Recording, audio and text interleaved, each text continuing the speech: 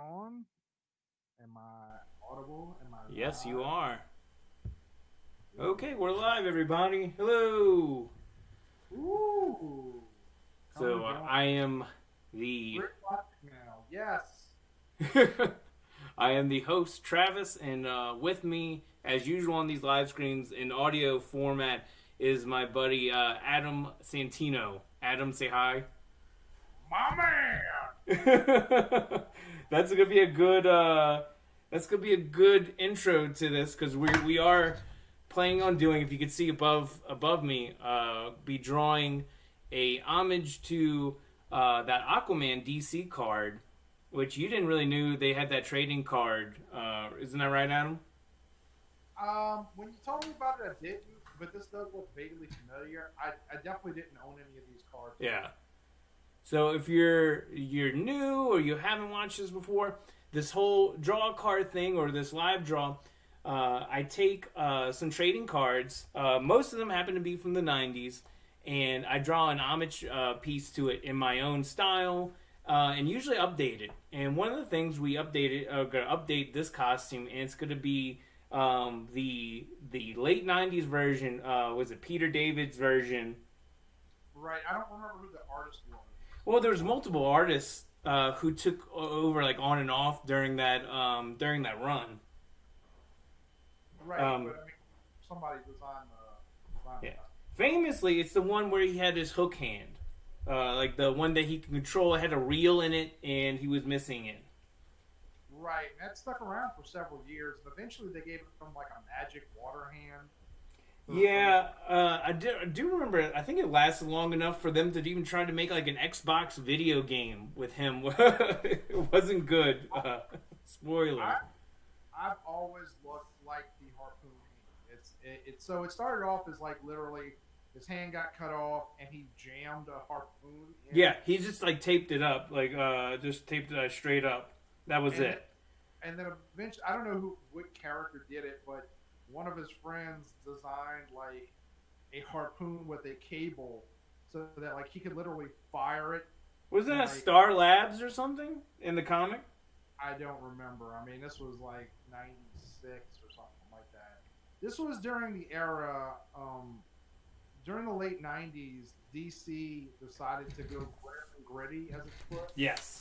Um, so Superman was killed and replaced by 4 other characters, two of whom were evil. And Batman had his back broken by Bane.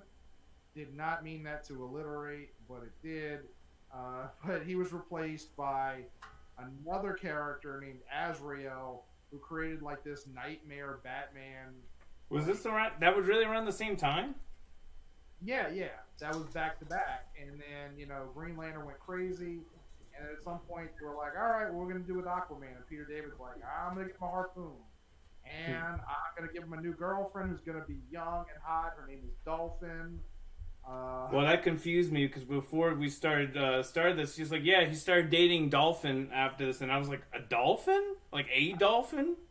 for the record, dating wasn't the word that I said, but yeah, Well, uh, we are keeping this started G getting rated, well he, PG he 13 started ish. he started getting intimate with Dolphin. He would take off his boots and play Go Fish, so to speak. Uh, Chum the water. yeah, to Chumbawamba. So yeah, but so it was an interesting time, and a lot of that stuff wasn't good. Batman, thankfully, went back to being Batman. Superman went back to being Superman.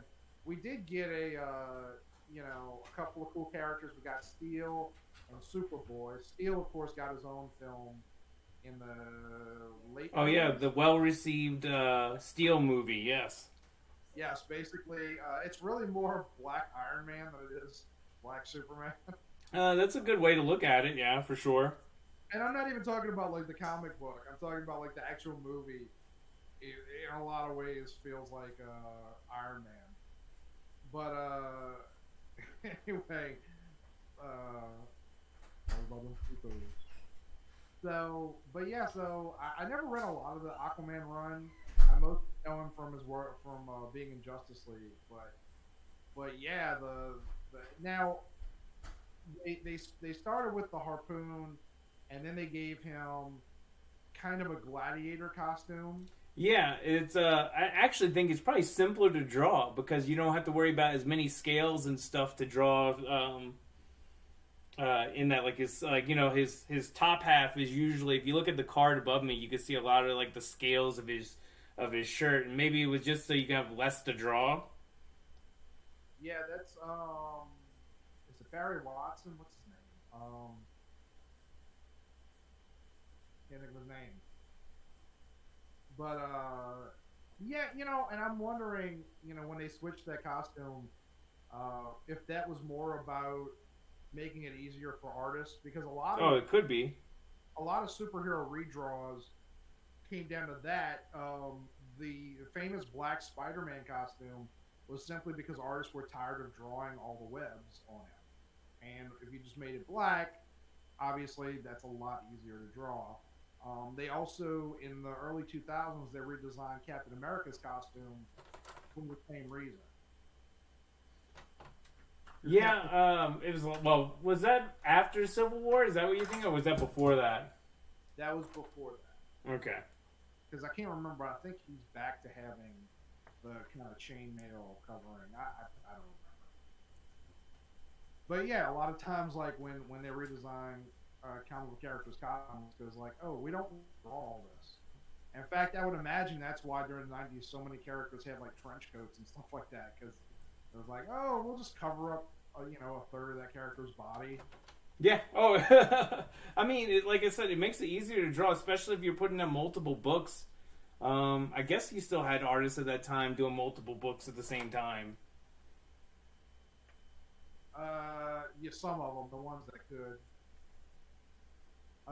So I'm assuming there's a friend of yours, John Rishu. Oh yeah. Says, when are we going to see a full secret agent Pope? So probably never. It would probably be condemned by the internet, because there was a Adam. You remember this? There was a comic. Yeah. Well, actually, let me take a step back. So what John's joking about in high school, we would make like random comics, and one of the ideas was like a secret agent Pope thing, and that was before I knew of. It was Battle Pope by Robert Kirkman. Right, that was his first major publication. Yeah, that was before I even knew that. But there was a book that was going to come out through Vertigo before they were even going to come out, like before Vertigo was canceled altogether. I think it was like God. Oh man, I can't think of it. But it had Jesus in the comic book, and there was a write-in campaign from a bunch of religious groups, and the book got canceled. Are you talking about the recent thing? Yeah, I forget the actual name of it though. But it's basically Jesus. God sends Jesus to be a roommate with a Superman analog. Yeah. And hilarity ensues. Yeah, it sounded dumb, to be honest with you. Like I mean, believe what you believe, religion, all that stuff. But I'm a little over the. Yeah. Like, yeah, I'm edgy. I'm going to talk about Christianity. Shut up. Yeah. You're not it. But anyway, yeah. Hi, John. Hope you're doing well, buddy. Thanks for joining the chat. Well, to be fair to y'all, the Pope does have a Pope mobile, so I guess. Well, that was definitely in it, and Jesus was going to be a sidekick. I remember. I think my mom saw a script for, and keep in mind, I'm still in high school, and she was like, "This is so blasphemous." Yeah, I don't want to take your mom's side on anything, but I guess. Yeah. But anyway. If anyone's watching right now and you haven't already, please subscribe to this YouTube channel. It helps grow my channel. I don't have that many people to begin with, so anything that kind of helps right now helps me probably pop up in more people's searches and in general for their YouTube. And feel free to leave a comment if you have any questions. We're gonna eventually start talking about the Aquaman movie. as well. Well, that's Sorry. kind of how this came about. Yeah, yeah, because uh, I'll tell you about that later. We're off stream out. Uh-oh. No. It was about the HBO thing, Oh, but yeah, okay. no, I just actually just rewatched it today, and right before we got on, I kind of had to fast forward through a few things during the movie because there's a lot of tedious action in the movie that I was just like, all right, skip. There's a lot of pointless action in the movie. Yeah, I mean, I guess we could just start talking about it now. Yeah, I don't see why not. So he's going to do an homage to this card that you can see on the screen on the right side. But he's going to be updating the costume to the 1990s harpoon hook badass gladiator Aquaman, which is actually more in line with the Jason Momoa version than the regular version. Because Aquaman typically is more of a I mean, they mentioned the movie, but he's literally a King Arthur character. I mean, his name is Arthur. Right, but the way he's portrayed is like an actual Yeah. king. You know, whereas, Aqua Bro, as I like to call him, My man. my man. Anyway, which isn't even the movie; it's in the Dig trailer. dig the horns. Right. Aqua Bro is super angsty and all that, and that's very much the '90s Aquaman when everyone was angsty. But I will say, so when I saw Aquaman in theaters, it was definitely one of the worst pieces of garbage I had seen in a long time. Disclaimer: if you did like the movie, cool. There's not. there's no shame in that. Well, here's the funny part. So upon rewatching, I've sort of turned a corner on it. Uh-oh. Like, it's not good. It is not a good movie. It is horrendously badly done. However, I realized about 2/3 of the way in the movie, it's kind of the whole point is that it's bad. I think the creative team that made this movie, the writers, the directors, or director rather, I think they were intentional. I think they were trying to do a Fast Five. Marilyn Hemel, what? Oh, because she loves Aquaman. Okay, but really, you love his body. You don't love him. They're not in love with. She's not in love with his acting skills. Let's be honest. No, but so there's a scene towards like I said, around 2/3 of the way into the movie. It's a long movie, as all superhero movies are these days. Oh, by the way, just want to mention real quick, this movie made over $1 billion. It made a lot of money. Yeah, and it went up against Into the Spider-Verse, which is an unbelievable film. it's actually if we're gonna compare superhero movies, it's actually a better superhero movie. Into the Spider-Verse is a great film in general, but it's one of the best superhero films ever made by a lot. Your mom wrote, yes, LOL, yes, you love his body.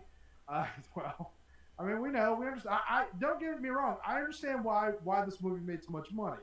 Women want to have sex with Khal Drogo. Drogo?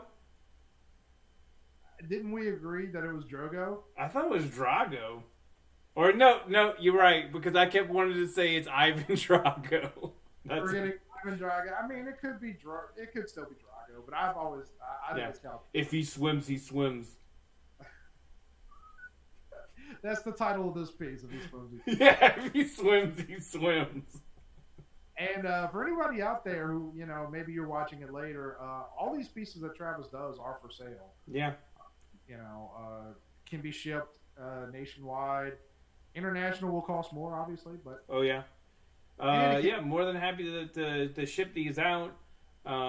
International buyers, it would be pretty expensive, but I can still ship it. Or you can order a custom commission.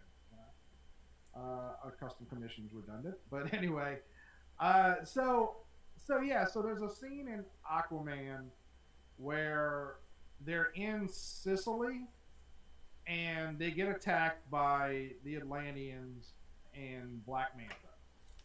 And halfway through that fight, they cut to Mira jumping on rooftops.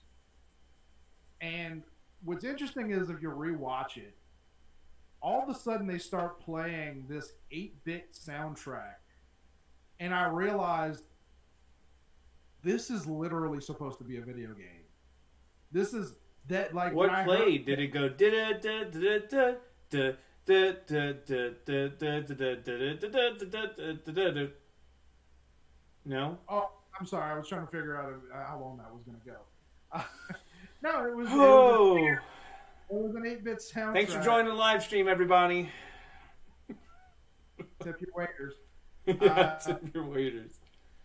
No, but it's they start playing this 8-bit soundtrack. It's only for like 30 to 45 seconds. But I was like, oh, this is them letting you know we don't like it either. You think that's what it was? We don't like this either. There is no reason. Like she's literally, like she's performing like a platforming video game. She's jumping, and and I just realized I was like, oh, this is a joke. That this makes so much sense because like you're watching the movie, and so first of all, this movie has almost zero practical effects, like with the exception. It's all it's all digital effect, yes. And to the what was that? Jason Momoa is pretty good in this movie. Like he's actually like he has a couple of jokes in it where I actually found myself laughing out loud, and I was like, I like him. He's entertaining. Well, there is a reason why he has the role, right? Mm-hmm. Yeah, I mean, women want to have sex with him like your mom. Gross. I bet your mom doesn't find it gross. Oh, shut up. I don't want to think about it. I don't think any... I mean, I really would not like to think about that, Adam. Just like everybody poops, everybody sexes. Everybody has sex fantasies about Jason Momoa? I mean, I've had a few. He's a good-looking dude, I'll be honest. But yeah, this movie... it's not as bad on the second viewing. I mean, again, very much. I'm not saying that this turns into a good film by any stretch, because it doesn't. But it's much more entertaining on the second viewing.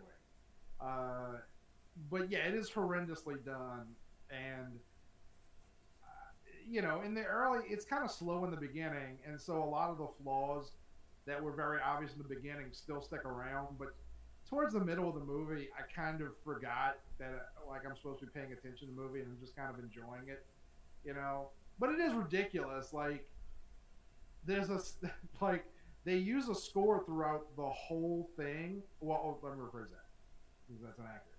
They use a score throughout the entire first half, and then when they leave Atlantis and they're in the desert, they suddenly start playing pop music.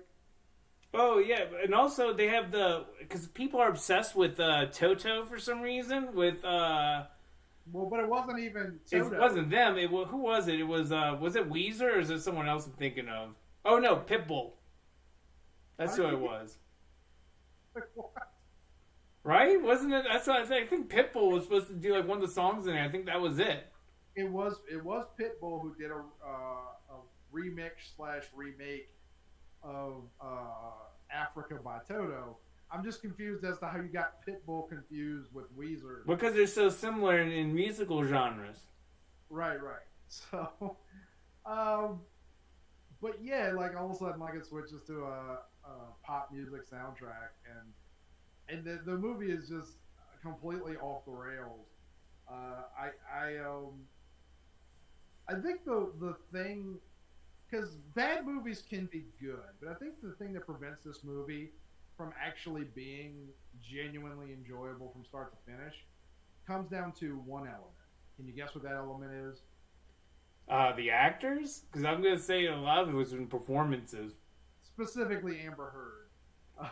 Like, she is so bad in this film. And Literally one of the worst things in this freaking movie. she is the worst thing. Like I just look. It's a bad script. They don't know who the hero is and who the villain is. Like in the beginning, in the first scene in the movie, or the second scene rather, like Black Manta and his dad are basically the good guys in the scene. Yeah. Aquaman's the villain, but Amber Heard's performance is terrible, and I wonder if she as a human being has ever loved anyone besides herself. Jesus, that's saying a lot, by the way. I just feel like Jason Momoa was trying, and she was failing. Well, yeah, well, by trying you mean just being himself, then yes. Well, but that's what, dude. You don't go to Jason Momoa and ask him like you want to be the secondary guy in a Shakespeare play. Like you go to Jason Momoa, and you're just like, my man. Let's see, you want to be my man? I almost put in a Tracy Morgan there. Like I was about to say, this sounds like Tracy Morgan is Aquaman. It wasn't quite my Tracy Morgan voice, but it was pretty close. But oh yeah, I mean that whole movie had really random things. It's like they combined a few other like movie ideas and made this one thing. What is it like? It's like a something by jury or something. Oh man, I can't think of the turn of phrase right now. I know what you're talking about. You're basically saying too many cooks. Yeah, there's because it sounds like there was too many ideas. I do like in the beginning, at the very beginning, when you have Black Manta's dad, and he's like, really quick, I'm going to stop this entire heist right now to tell you something that's going to be part of your backstory now, and it's also going to name you Black Manta for the rest of the film, and also foreshadow that I'm going to die. For the record, you were trying to think of art by committee. Yeah, thank you. Yeah, it's interesting, like, rewatching that scene. So, the scene you're talking about, Black Manta's dad is just like, I'm proud of you, boy. Let me tell you about your granddaddy, who was I don't know why. Why are you sounding like Foghorn Leghorn? I don't know. I actually thought I was slipping into what's his name from the toy. Oh my God. Never mind. U.S. Mm-hmm. Secret Agent Pope is a throwback from M3 Talk 1D. I'm trying to guess who that might be. By the way, folks, feel free to leave comments, questions. Yes. Like but yes, Secret Agent Pope is a throwback, yes. Is obviously one of my friends. I think it's my friend Troy, my buddy Troy. Okay. So he's like talking about his granddaddy. He's like, yeah, he was a Navy frogman in World War II, and then his country turned his back on him. And I was like, I don't know why that's here. Is this relevant? Right, like, and then so Aquaman shows up, and by the way, like, the whole thing is supposed to be Aquaman basically kills Black Manta's dad. But the first thing Black Manta says when he sees Aquaman is like, I've been waiting years for this. Yeah, they don't really know who he is. Right, and Aquaman's like, who are you? And he's just like, I'm Black Manta, and it was inevitable we would fight. I was just like, man, this really is a joke. But, so... Not a great movie. So, Black Manta's daddy, Dad Manta, gets trapped. Dad Manta, yeah, Dad Manta. Or Dead Manta, I guess. But he gets trapped underneath like a missile or something, a torpedo or something, as the submarine's sinking. And he has to force Black Manta to leave him to die. And the motivation isn't like, son, you gotta live. It's, son, I need you to go kill that son bitch. Yeah. Which was... But the crazy thing about it is they start playing this soundtrack and it's super heroic. Oh, when he's about to die? Yeah. Like it's the exact music you would play if the hero's dad was dying. And I was like, man, I don't know what this is. Yeah, well, there's a lot of this in that movie where I say that same thing, where I don't know what this is. But like I said, like I kind of turned a corner on it because like the whole thing is ridiculous. There's no part of this movie that isn't distracting. So like my count of movies that it's replicating. Um, let's see. So we've got an Iron Man scene.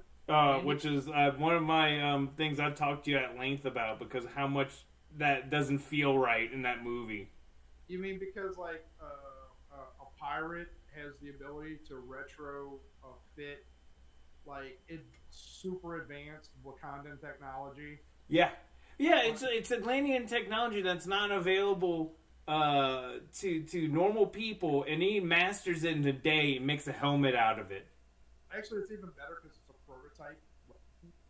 Oh yeah, And the gun that they give him that's a prototype is the size of a bazooka, and he puts it inside of his helmet like within 2 hours. So, so there's an Iron Man scene, there's an Indiana Jones scene, there's clear Karate Kid references in the movie. There's a rom com. I'm gonna go with the Zoe Deschanel type rom com when when they're supposed to be falling in love and she's eating like it turns into something about Mary or something like that, like a Farrelly Brothers film. and randomly finds a flute to play music till he awakens. Right. What else? Oh, there's a Jurassic Park scene. They go underwater to the Earth's core, and there's Jurassic Park. There's dinosaurs underneath the Earth for no reason. I mean, there's a reason because the movie has to happen. Yeah, but I don't I don't feel like there needed to be dinosaurs in this movie. I guess that's to explain the. Well, that's your opinion, man. Oh, let me add. Also, a Godzilla creature in the movie. Oh yeah, I forgot about that. Well, didn't we already established too that it has like kind of similar plot points? I think coincidentally to Ant-Man and the Wasp, with the missing mom. Oh yeah. And that's of course. But to be fair, I think we discussed this. To be fair to them, in Ant-Man and the Wasp, they establish like immediately like that's their thing is they're gonna find his mom or her mom rather. In Aquaman, you're supposed to believe that the queen is dead, but it becomes very clear like halfway through the movie like oh she's not dead, so Not with that attitude. no, I'm just looking at your drawing here. So you're going with a different costume than the one I thought you were doing. This is the one I'm familiar with. When he did the gladiator type costume. Oh, okay, all right. No, I'm sorry. I got it. I see what you're doing. No, I thought you were talking about something earlier about a wave costume. I was like, oh yeah, I wasn't gonna do that. You're killing me, Smalls. I've never seen that film. I'm sure someone might end up screaming that while they're watching this. Of the 5 people watching. I've always thought it was amusing. I feel like I'm not saying people didn't like that movie before, but I really think the "You're Killing Me, Smalls" thing. People just started saying that like 10 years ago, because like I grew up thinking like "You're killing me, Alice."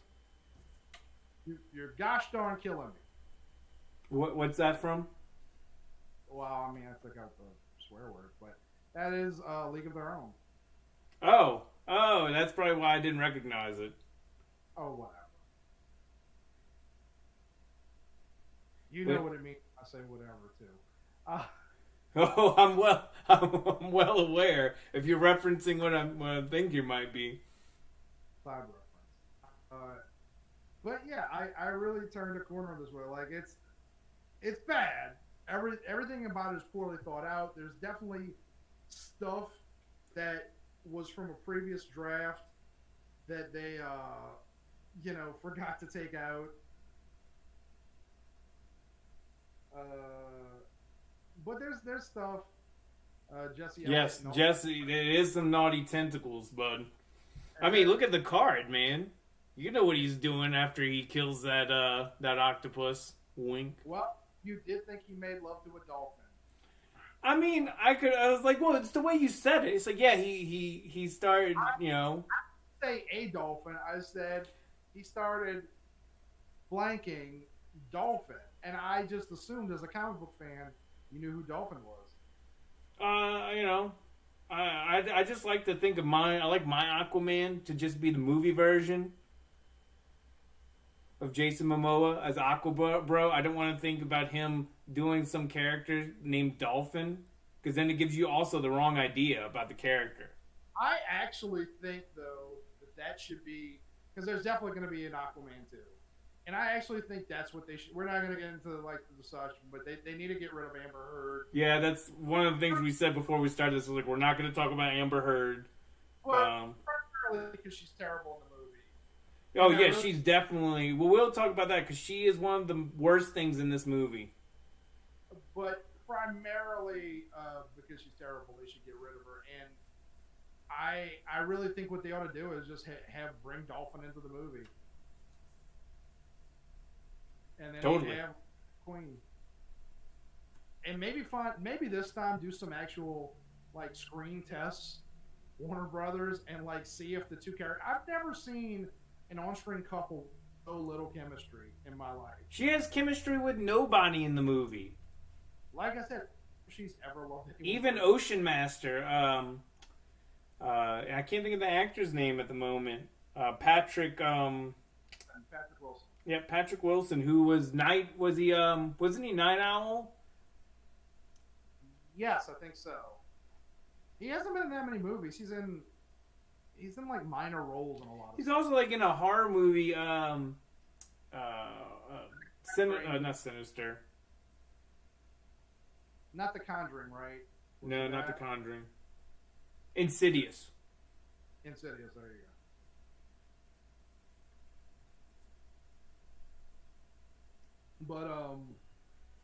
But yeah, he's like everybody else kind of performs their function to different degrees. I didn't think Patrick Wilson was. I think there's moments where he's decent in the movie. Early on, he's pretty good, but as the movie drags on, you're kind of like, he's not that great. Like he was serviceable. But the guy who played Black Manta was very forgettable. Yeah, he almost, who he kind of reminded me of was Michael Jai White a little bit, just in facial features. Like reminds me of that, like the tough guy characters that he would play. I'm gonna be honest with you, that's a good reference because I couldn't tell you what Michael Jai White looks like to save my life. But you're saying, yeah, good reference though, Travis. No, I'm saying it's a good reference because like he's equally forgettable. Yeah, well, I guess so. Although I do remember Michael Jai White's name, and obviously he was Spawn, so he's less forgettable than the guy who played Black Manta, whose name I don't know and I don't care.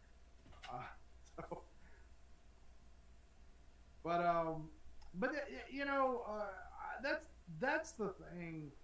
Like, there's a lot of movies that I've seen where I go, this movie was one draft away from being really good. There's a lot of movies where I can say that.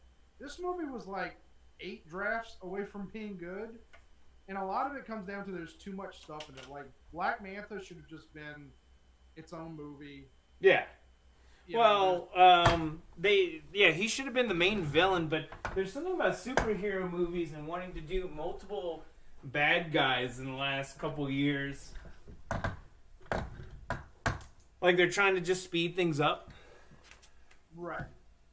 And I don't really get why they're it just crammed and it doesn't belong. But like the whole because it feels like two different. Like you forget that Black Manta is hunting for and that's it. And there's no like it's almost like he was added later. Yeah, it would have actually made more sense if that was like the main villain or a sequel movie. Or actually, like it would have been okay if they had just introduced him and then like established that he was the one who stole the submarine, and then just like let it go instead of bringing him back like later in the. I don't know. You Really know, by the way, we're joking about the whole Drago thing, and I just realized Carl Drago is in this movie.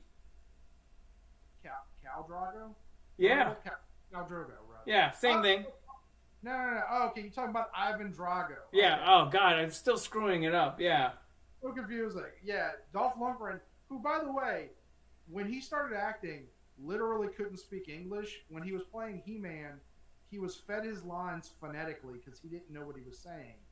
In this movie, he's one of the better actors in the movie. Yeah, I think I texted you that while I was watching the movie because you had told me how bad it was. I was like, Dolph Lundgren is the best thing about this movie. But even like even he feels like an afterthought. Like in the beginning of the movie, they have this whole subplot where it's like, oh, we got to trick the other king of Atlantis into committing his army to our war, and then like 20 minutes later, Mira's like, you want to fuck this war just as much as anyone. You know he's lying. The surface dwellers need to know. However he talks. That's not. I was about to say that's not how he talks at all.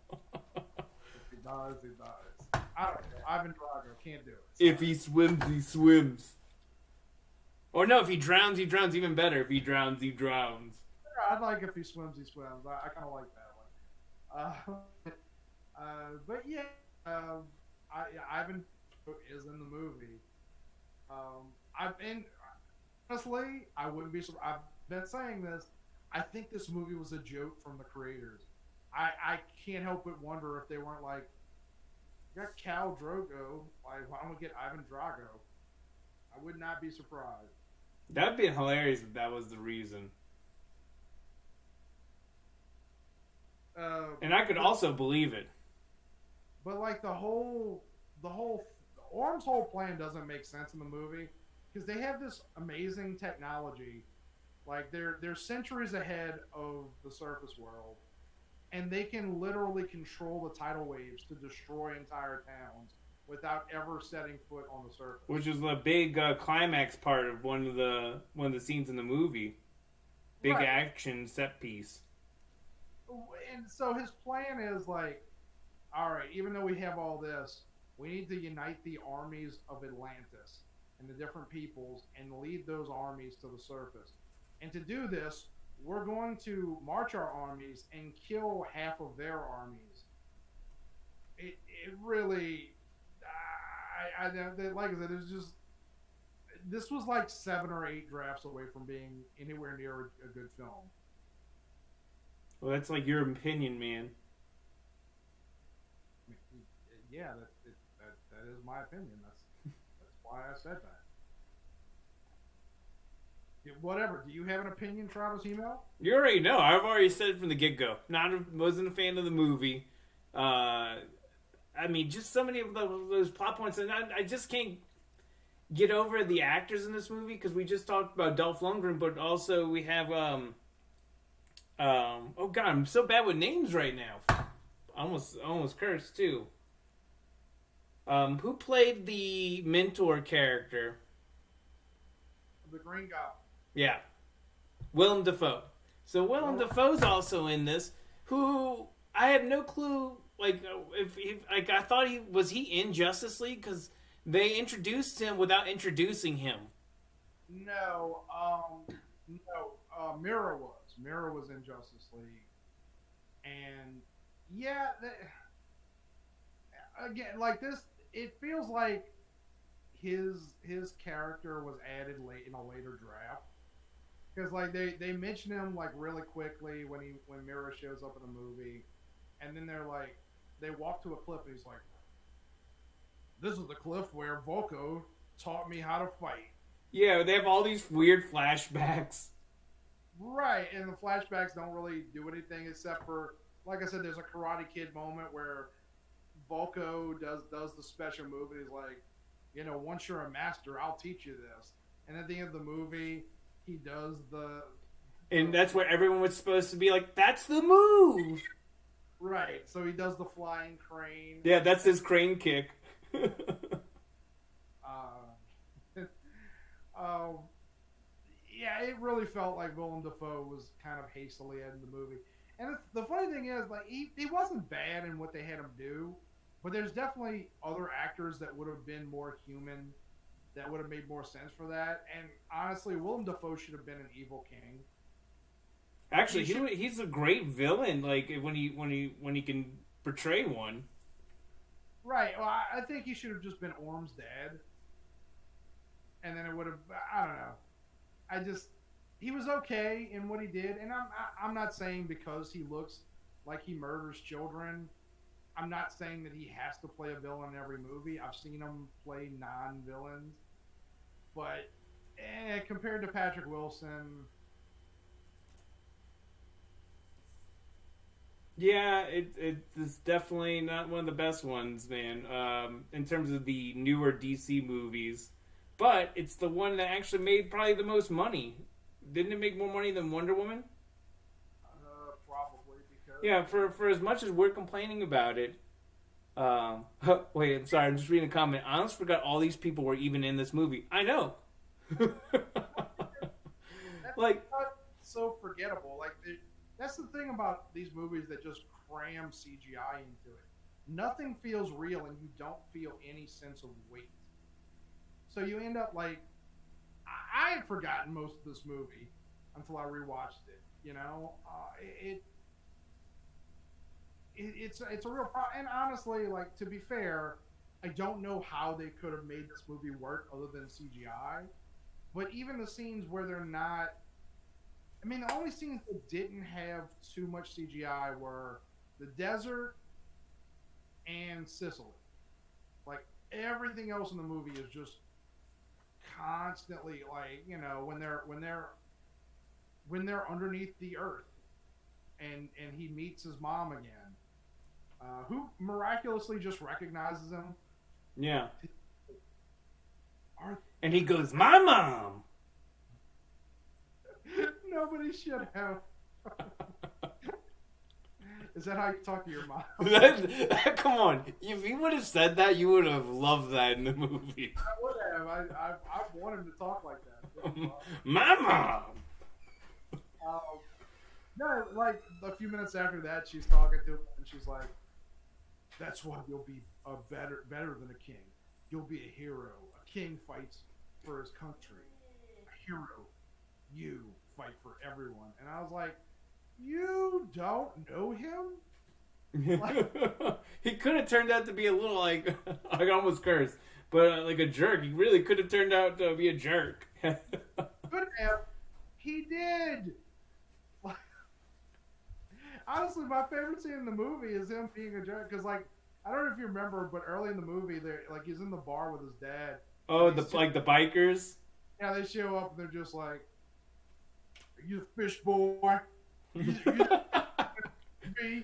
And I remember seeing that and going, oh, God, here we go. We don't like your type around here, boy. But then instead, they're just like, can we get a selfie? And he's just like, I guess. And ends up partying with them. Right. And I was like, see, I'd watch this movie. I would watch that. Like, this is entertaining.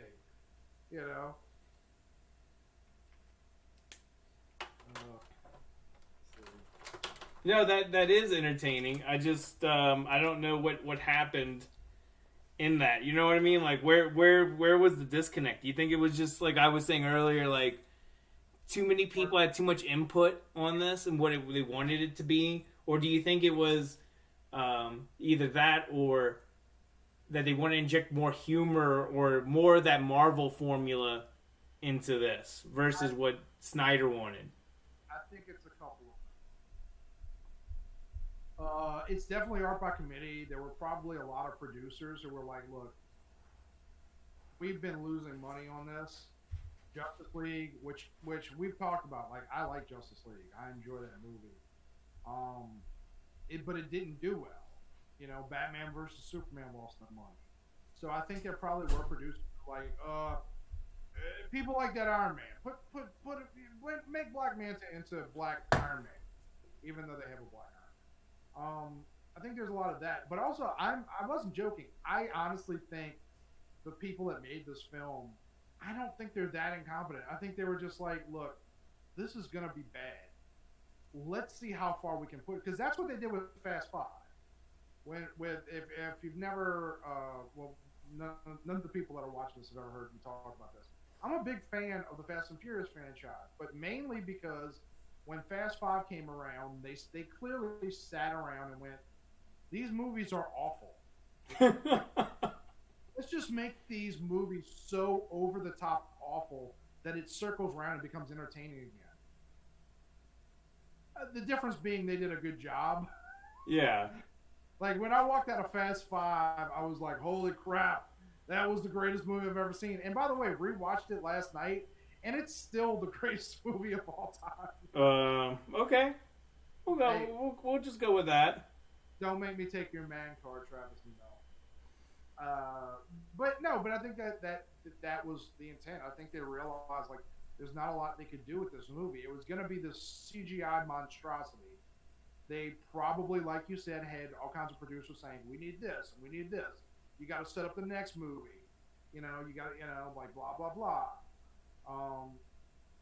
Because at the end of the day, it was an origin movie. And origin movies tend to be the worst ones. Not all of them, but a lot of them. Because there's such a, like, slog to get to the part where the hero's able to do anything. Yeah. But I do think that there were probably several drafts of this film that didn't quite gel. They just kept stuff in. And when he gets the trident at the end of the movie, there's a scene where, and it's honestly, it's literally like it's from Fast and, like in Fast and the Furious when they click on the NOS, like like they have like this charging sound, and then like flames going through different tubes. They did that, except for, like, he had, like, all of a sudden his eyes glowed orange, and then electricity was, like, sparking in him, and all of a sudden, like, like the electricity turns into different fish. Like, then all of a sudden, Stan Bush's "You Got the Touch" started playing in the background. Would have actually made it a better film. And if somebody has a copy of Aquaman that I can edit, like, I would absolutely love to do that. That actually might fit if you think about it. Oh man, I might have to see if I can find some footage of it. But yeah, so I think just too many people definitely, and I don't think that anybody cared about being in this movie or making this movie. I think honestly, Jason Momoa is probably just at the point where he's just like, look, I don't know how long this train's gonna last. Like, like, let me, like, whatever. I'll save my man. I'll swim. I'll make out with this brick that they have. Yeah, this brick Amber Heard, is that what you're getting at? Right, and I mean, the only other person who seemed to be kind of into the movie was the guy who was playing the dad. Yeah, I don't know, who, was that like a known actor? I've seen him in something, but I can't remember what it was. At first, I thought he was the Native American guy in the old TV show Renegade. Oh God, was that with Lorenzo Lamas? Is that the right one? Yes, he had his agent was like, I don't know if he was Hispanic or Native American. He was Native American, and that guy also was in the movie Forgetting Sarah Marshall. As who?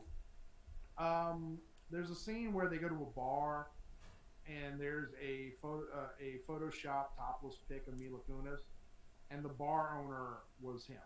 Oh, that was the bar owner? Yeah. Okay. However, this isn't the same guy. That's not him. That's just my first thought was like, oh, well, I think it's that guy. But Oh, okay. I thought you were saying that was the dad. Okay. no. The guy from Renegade was the part owner. I don't actually, I can just look it up. It's not like we have the internet. Aquaman film. All right. Actually, even better, another song they could have played is the most obvious is Ocean Man. Like right at the end scene where he's jumping out of the water, like breaching the water. Then they should have had the little drum solo, and then they started to play Ocean Man. I don't know the song Ocean Man. However, without clicking on it, I now know why his dad looks familiar. Why is that? It's Boba Fett's dad. Oh, that's why he looks familiar.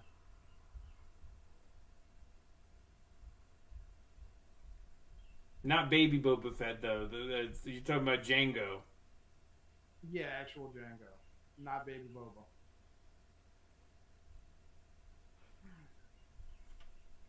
Let's see. Are you laughing for the same reason? Because I'm. I think so. I think we can't. Which we'll talk about that often because we can't talk about it if that's what it is. This is being rude to our audience because we literally can't talk about things that we're thinking. Yeah. It's Oof, man, what was that? Was that you or me? No, that was my best friend texting me about my godson. I'll read it to you.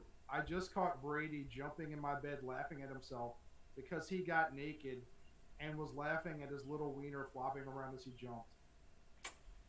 Yeah, that's just what this stream needed. He said, I figured you would be proud.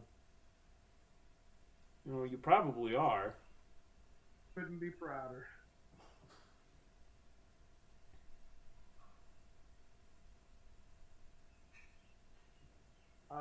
Anyway, I'm trying to see if there's any okay, trivia.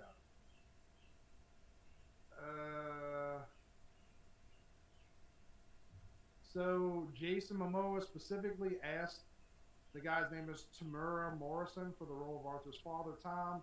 Morrison is one of Momoa's acting idols, which is weird. That is weird.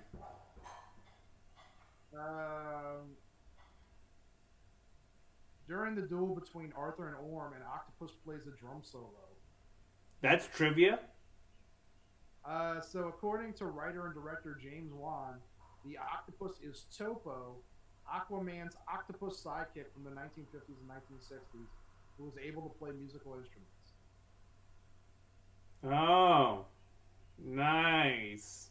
Very interesting.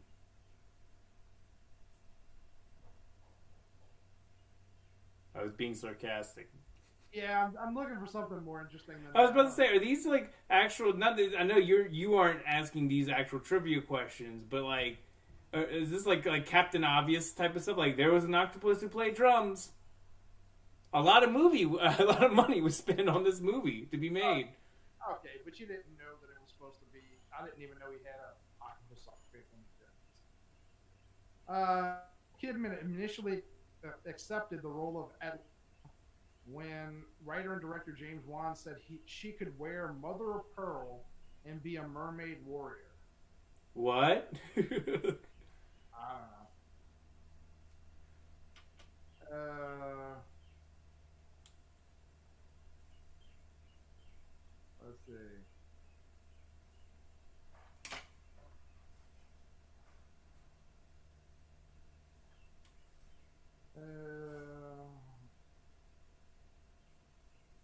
Honestly, it doesn't seem like any of this stuff's that interesting. Spoiler. All right. Well, let's look back at what you're drawing. So coming along pretty quickly, actually. Yeah.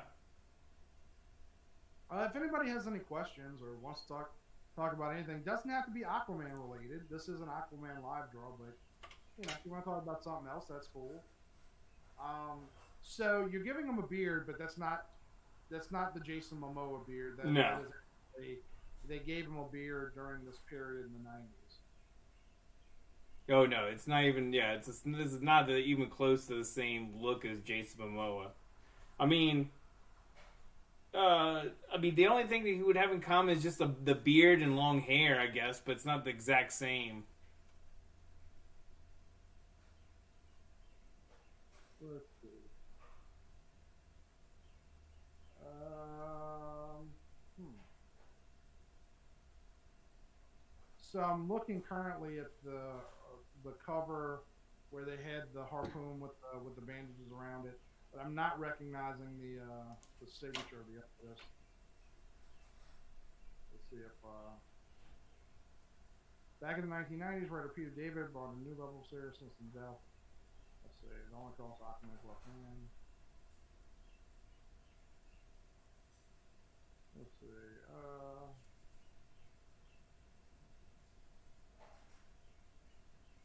Okay, so Aquaman by Peter David opens with a flourishing miniseries.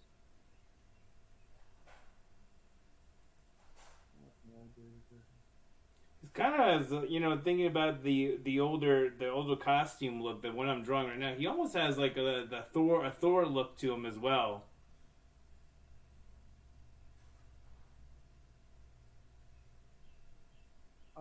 Wait, sorry, say that again. I was like looking at the character design. It almost has like a Thor, like a bearded Thor look. What's the name? Is the one who took over Thor temporarily that we were talking? Thunderstrike. Right. No, I got you. Well, again, like it's the 90s and beards are in. Okay, so the artists on that run were Martin Egeland, Kurt Jarvinen, Gene Gonzalez, Jim Calafiore, and Casey Jones. And I really only recognize the last two artists on there. Same.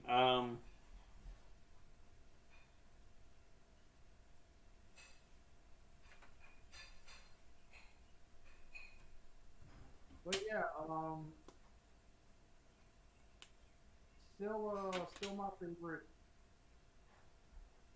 version What? of Aquaman. Oh, okay. I honestly don't know why they got rid of the harpoon hand. It just Well, they gave him this like weird water hand. yeah, the magic water hand. The magic water hand sounds like a product you find at Bed Bath and Beyond. Or other stores behind the airport. I see what you're talking about. I think everybody sees Travis. But this piece is coming out very nice. I am a little confused by. I mean, granted, like once you're finished inking, it'll probably make more sense. But the area behind his left ear. All right. Wait, his left ear or on the left side of the page? It would be the right side of the page with his left ear. Oh, it's some bubbles and stuff popping up. I'm just working in different areas right now. I'm just like jumping in between.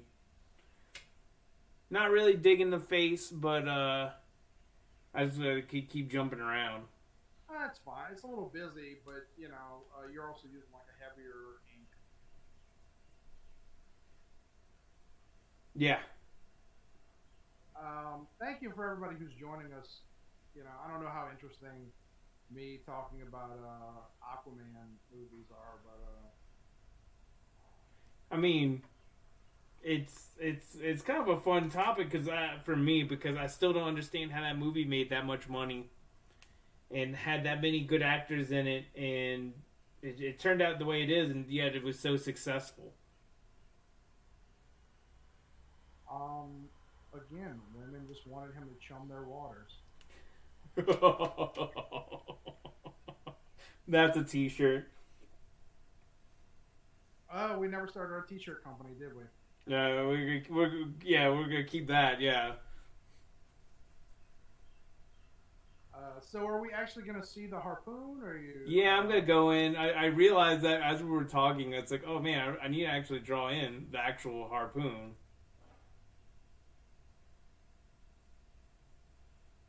I'm just kind of mapping in some of the scales right now on the pants. On the pants leg, I just realized we talked about, oh, maybe they took off a lot of the scales, but they added them to the pants.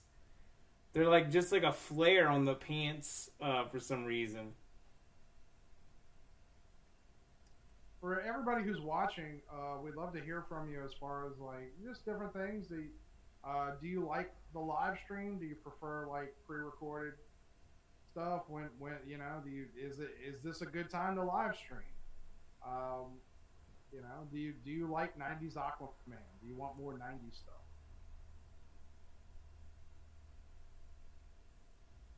Yeah, feel free to comment. And also, for anyone who's watching who isn't subscribed yet, please do me a favor and hit that subscribe button.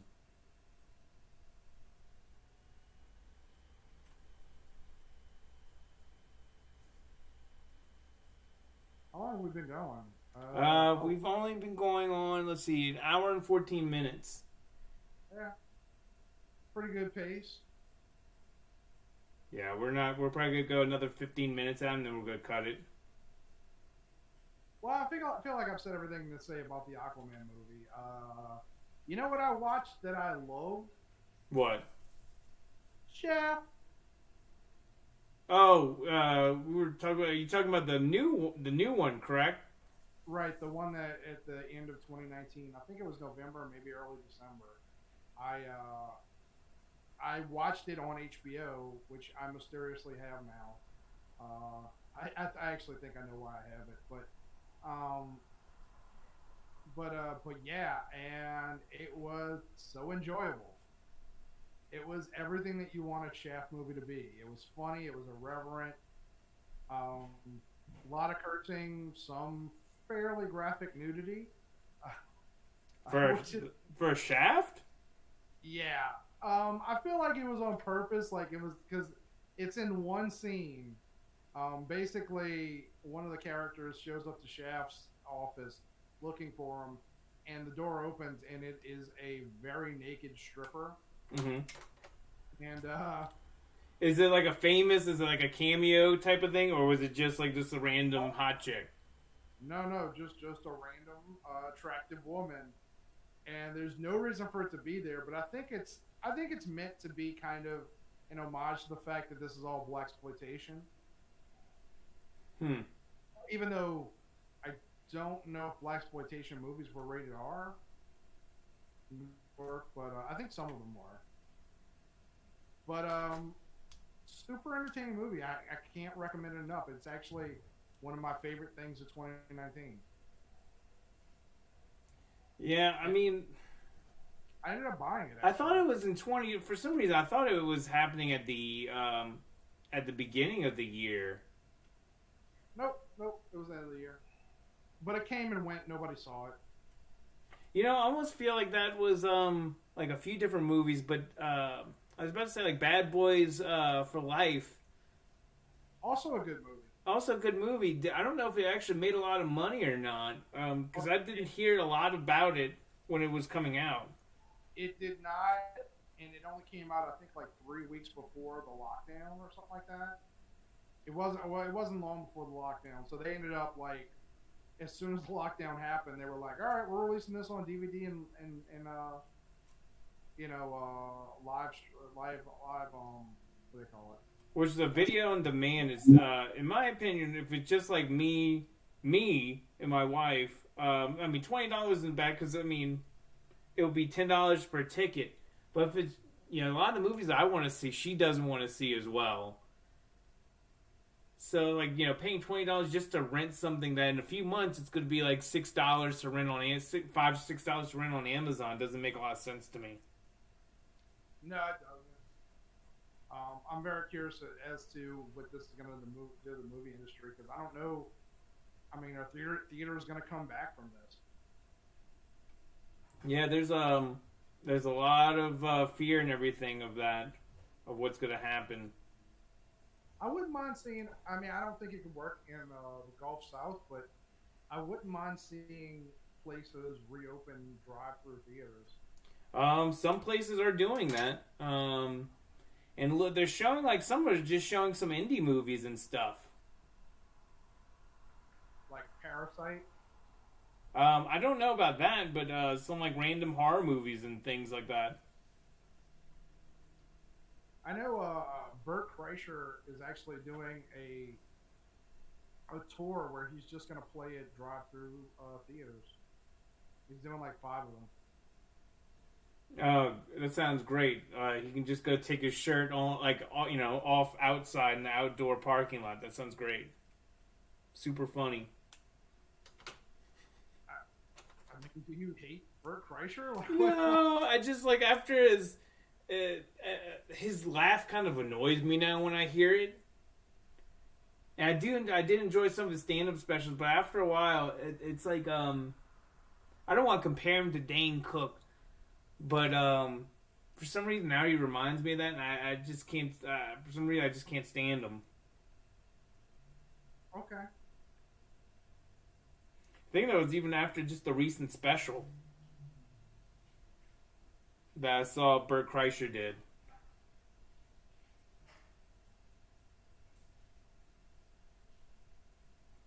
You know, one thing that amuses me on Twitter is sometimes you'll see the name of a famous person. So, like right now, trending Chris Evans and Vin Diesel. So I always skip anything involving Chris Evans because I don't want to hear him speak. But You don't like listening to Cap? no, I don't. But Vin Diesel's up there. I clicked on it. So a lot of times, like you'll see some famous person's name, and then every comment, it's one of two things: either the person is being canceled, quote unquote, or it's like 80,000 tweets of somebody going like, "Ooh, saw Vin Diesel's name and thought my man got taken by the Rona." Is that what it said? Yeah. Got taken by the Rona? Literally what I just read, got taken by the Rona. I'd be okay if he got taken by the Rona. No, that's mean. I shouldn't even say that.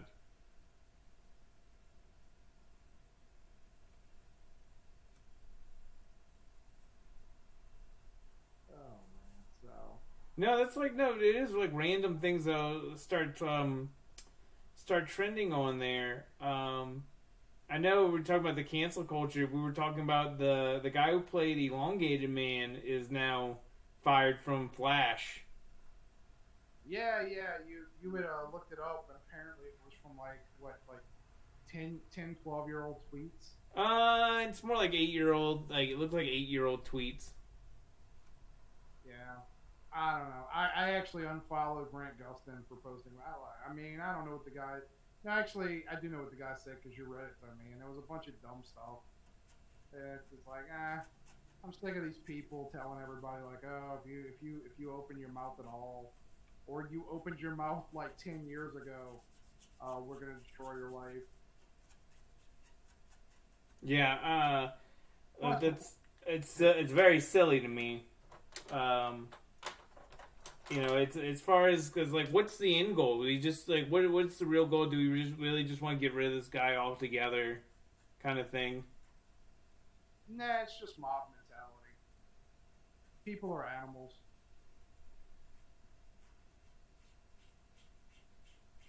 Well, I think this piece is coming together nicely. And what made you decide to do the, I guess, scales? What on the thing? It's just part of the costume. No, on the octopus. Oh, it's not really skin. It's just like a bumpy skin kind of thing. Makes it a little bit more interesting to look at. You know what I mean? I mean, that's a lot of work to add to this. Well, I tend to do stupid things to add extra work for me. Like in some of those videos done in the past, like I realize like I'll start doing something and I'm like, oh man, I could have just done it, X, Y, and Z type of thing. Like a good example is that Throg video I did where it's the Thor, the frog version of Thor, or frog equivalent of Thor, and in the video you can see me do an outline with a normal fine point pen. But then I go back and decide, hey, I want to use this brush pen, which is what I've used on the exterior lines here, the big thick lines that you see. Yeah. And yeah, that's it. Just started to pop better a little bit. But yeah, I always do that. I tend to start something. It's like, oh man, maybe I shouldn't have done it this way. But you kind of just go and you see what's working, and then you can kind of go and mess with it after that. Also, I mean, you're probably not going to do it like before we end the stream, but later on, I'm assuming you're going to take a white marker and kind of give a little more definition to his legs. Yeah, yeah. Well, a little bit here and there. I'm just gonna take white out to it. I'm mostly speaking to the audience here, so they understand the process. I don't know. It's maybe like a little bit, not too much. It depends how it's coming out. Like if it looks good the way it is by the time I finish, then I'm not gonna worry about it. Gotcha.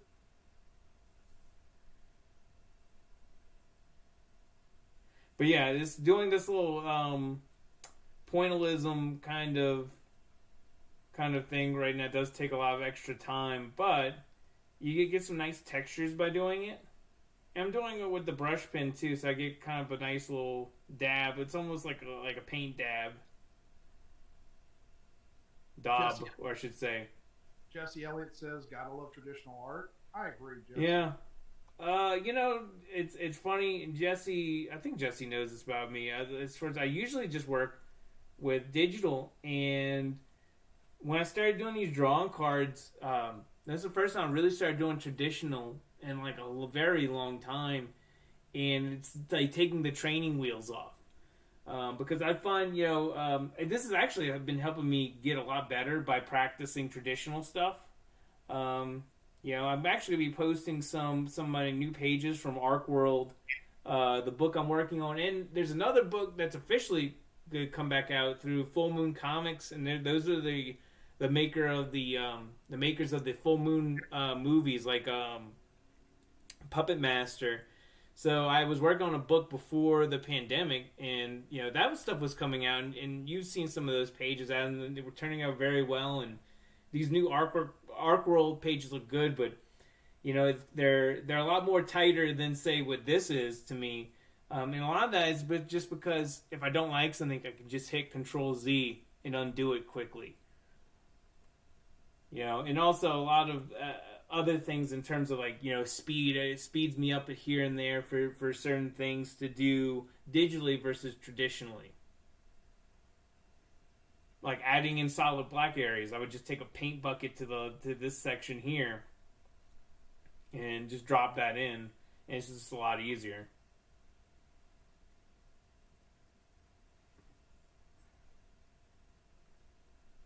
Adam, did I lose you? No, you didn't lose me. Well, I think before we end this, though, you do have to draw the harpoon. Oh, yeah, no, I totally do. We gotta see it.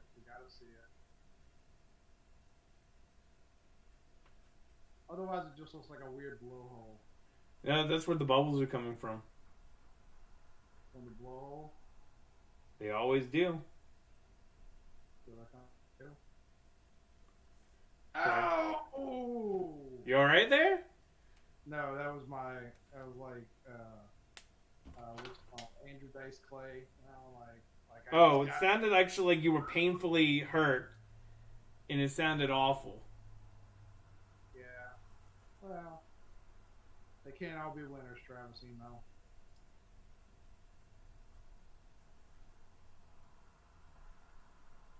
But this piece is a winner, and if you're at all interested in purchasing it, it is for sale. Well, it will be when it's done. It's not currently done. If you're a lady and you love hunky men with fish scales, Adam is single. I am. That's you were just describing yourself, right, Adam? I don't have fish scales. I have web feet. Fish balls. That's unnecessary, but sure.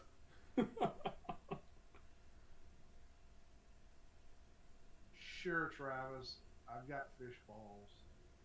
And again, if anyone's on here watching who hasn't subscribed to me yet, please consider subscribing. You'll be able to see new videos that I end up posting. There's going to be a new draw card this weekend. Coming coming out. Do have another video I've been working on. I've just had to edit it. That's not draw cards. It's how to draw the Marvel way. Just talking about that book.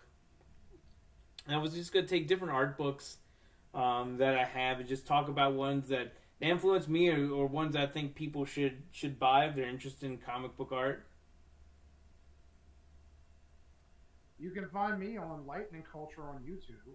Yep, and occasionally I'm on there. We haven't done a video together in a while, but we actually this is kind of similar to what we do with the movie rewind stuff, right, Adam? Yeah, the movie rewind stuff, it's a little more focused. I mean, I'm trying to keep this a little more light. But yeah, I mean, that's that. Honestly, I haven't posted much to that account in the last couple of weeks because I built a computer and all that. The only thing I did post was the recently our friend Vernon Smith. He and I got together and did a movie rewind on Star Trek II: The Wrath of Khan because he's a huge Star Trek fan. As are you? I am as well. It's weird. I always considered myself a Star Trek guy more, and I kind of like I'm Star Wars guy, and I like Star Trek, but I wasn't into it to the same degree. Like, but as I get older, I find I talk a lot, and there's a lot more to talk about with Star Trek than the Star Wars because there's really only 3 Star Wars movies and like 1 or 2 good TV shows. And I haven't seen The Mandalorian, so I'm not counting that one. But yeah, I mean, I've gotten more into Trek, but probably not to the degree that he's a Star Trek fan. Although I definitely, if you listen to the episode, I definitely can kind of hold my own as far as talking about Star Trek. So, but yeah, you and I need to get together, and we'll probably do pretty soon. We'll do the art combos, probably on Teenage Mutant Ninja Turtles. Oh yeah, we've been meaning to do that. So we can kind of give a plug to Showcase Comics if you want to talk about that real quick, Adam, before we kind of sign off. Oh yeah. Showcase Comics out in Slidell, Louisiana, has graciously provided us with an art book from Teenage Mutant Ninja Turtles using like the original creators, Kevin Eastman and Peter Laird. So that one's going to be fun if you love Ninja Turtles. And who knows, maybe one of these live streams, if people are interested, maybe we should do Ninja Turtles as one of the next live streams. I have, if you're talking about for a card or just in general, I believe I do have some Ninja Turtle cards somewhere. We should do that. Let us know in the comments if you'd be interested in watching Travis draw some Ninja Turtles, which is that'd be. Have you ever drawn Ninja Turtles? Have you ever attempted? I know you. I don't think you've ever watched. Not since I was a kid. You know what's funny? I used to draw Ninja Turtles when I was a kid because the basics of it are pretty simple. Like it's you know, as you know, if the audience doesn't, like, drawing figures really comes down to drawing shapes. If you watch the beginning of this live stream, you can see, you know, he starts off by drawing basic shapes, and Ninja Turtles are very basic shapes to draw. I mean, it's really like a series of ovals. Yeah. And they're not, it's like, well, and they are kind of awkward to draw if you think about the way the facial shapes are. Yeah, but I'm saying, like, it's a good starter. If your kid likes art, it's a good thing to start on. And we do have, like Adam was saying, we have an art book that we got on loan from Showcase Comics and Collectibles in Slidell, Louisiana, and I'm looking forward to that. I was excited when you sent me the photos of it, and we just haven't had the chance to get to it. Right, like I said, I was building the computer, and then we kind of fell out. We had a pretty good rhythm. We were doing 2 to 3 videos a week, but, you know, like, life has kind of gotten in the way. Yeah, things have gotten back normal. I'm about to say, you're doing I don't know if you want to talk about your project yet, but you've been doing work on something special. I have work again, which is great, and Yeah, I'm about to launch a Kickstarter for a photography book. I don't want to talk the specifics about it until the Kickstarter is launched, but it is New Orleans themed, and so you know, I mean, maybe the next time we do a live stream, I would think I'll be able to talk about it by then. Yeah, I don't see why you couldn't. All right, but well, you know what? We're going a little bit over what we said, and we're just gonna end it right here. So I'm almost done. I'm still got a lot of corrections and stuff to make, but I think it was just some solid fun. You know, we were jibber jabbering about the movie, having a good time. But yeah, I'm gonna end it right here, guys. Thanks to everyone who was watching. Again, please subscribe to my channel. Just click that subscribe button. Check out some of the other videos as well. And also leave a comment in some of those videos if you liked it. And also check out Lightning Culture, where you can hear more of me and Adam kind of go back and forth and talk about movies, art, and things like that. So thanks for coming on, Adam.